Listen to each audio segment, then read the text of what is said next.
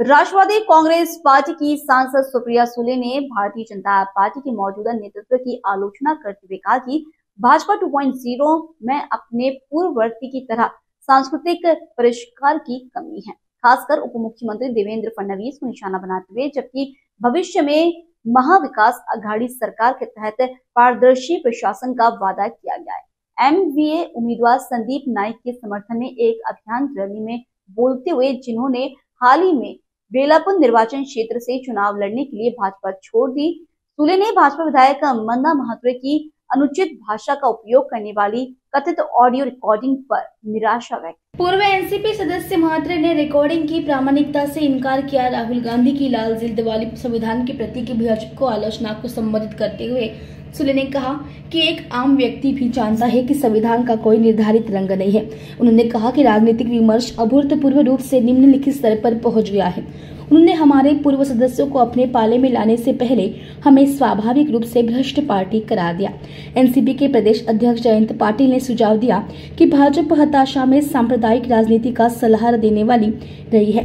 उन्होंने कहा कि वे महाराष्ट्र में विभाजनकारी बातें करने के लिए उत्तर प्रदेश से योगी को ला रहे हैं, जो अपनी समावेशी संस्कृती के लिए जाने जाते हैं। मला खूप अस्वस्थ करणार आहे। मी माझ्या भाषणात तिथे बोललो। याचं कारण असं, त्यांच्यावर मीही अनेक वर्ष काम केलंय। त्या माझ्या आईला चांगलं ओळखतात।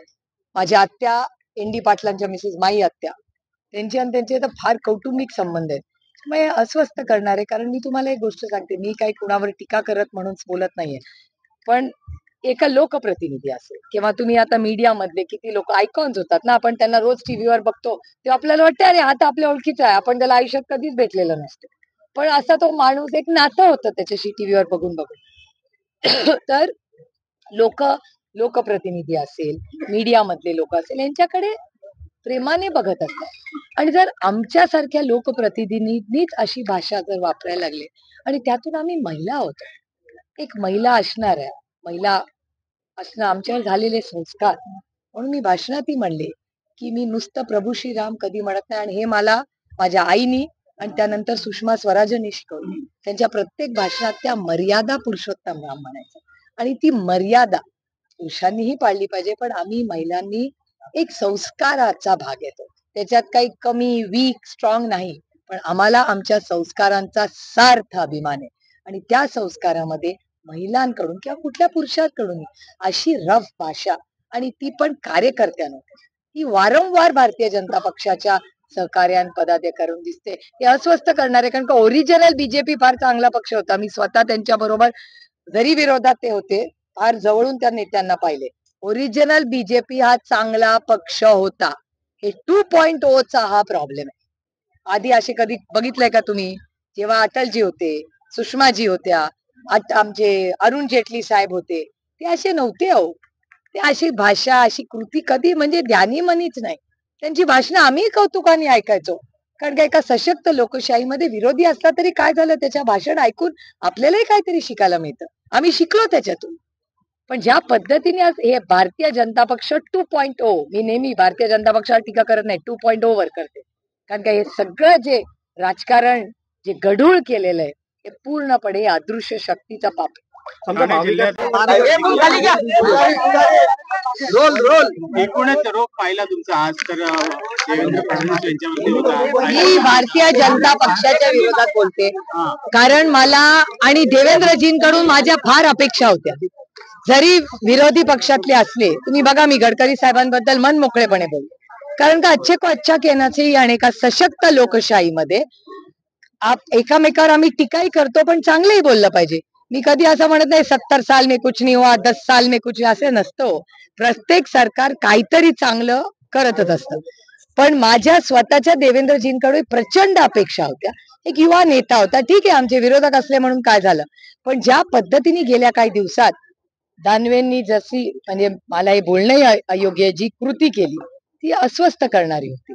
धनंजय महाडिक ज्या पद्धतीने महिलांना धमकी देत होते, माझी अपेक्षा होती गृहमंत्री म्हणून त्यांनी काहीतरी बोलावं महिला सुरक्षिततेबद्दल। आज नाशिकला आमच्या एका कॅन्डिडेटच्या आईवर आणि भावावर हल्ला झाला, मी तिथे एसपी ऑफिसला जाऊन आले नाशिकला। ह्या सगळ्या गोष्टी सुसंस्कृत महाराष्ट्रात नव्हत्या हो कधी, राजकारण व्हायचं, दिलदारपणे आम्ही एकमेकांवर टीका करायचो, पण असं गलिच्छ राजकारण कधी झालं नाही आणि हे कुठेतरी थांबलं पाहिजे असं माझं वैयक्तिक मत आहे. कारण का महाराष्ट्राच्या संस्कृतीला जे आज सत्तेमधले लोक वागतायत हे शोभणारं नाही. शेवटच्या टप्प्यात आहे प्रत्यारोप होणार आहेत. आता आज तुमचं देखील भाषण खूप आक्रमकपणे पाहिलं. तर येत्या 2 दिवसामध्ये जातीय दंगलीच्या संदर्भात जयंत पाटील साहेब म्हणाले, काय म्हणाले एकूण एकतर आम्ही खोटे नाटे आरोप करत नाही त्यांच्यासारखं. आमचं काही सेटिंग बिटिंग नसतं. कसं आहे, ज्यांच्यावर मागच्या 5 वर्षापूर्वी किंवा 10 वर्षापूर्वी ज्यांच्यावर आरोप केले तेच सगळे वॉशिंग मशीन मधून काश्मीर टू कन्याकुमारी आज भारतीय जनता पक्षाबरोबर आहे. ते आपण सगळ्यांनीच पाहिलेले आहे आणि तुमच्याच चॅनलवर या बातम्या येतात का मी वेगळं सांगत नाही. And data speaks louder than words.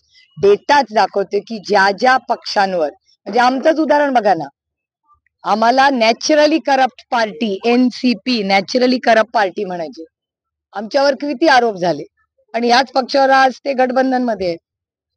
हे महाविकास आघाडीचा परफॉर्मन्स या राज्यात उत्तम असेल. मी त्यांच्यासारखी भाषण नाही करत, अबकी बार 400 पार वगैरे असलं आम्ही नाही करत. आणि मला वाटतं एका सशक्त लोकशाहीमध्ये महाराष्ट्राची मायबाप जनता ही निर्णय घेते आणि ती फार हुशार आहे, अतिशय संवेदनशील आहे.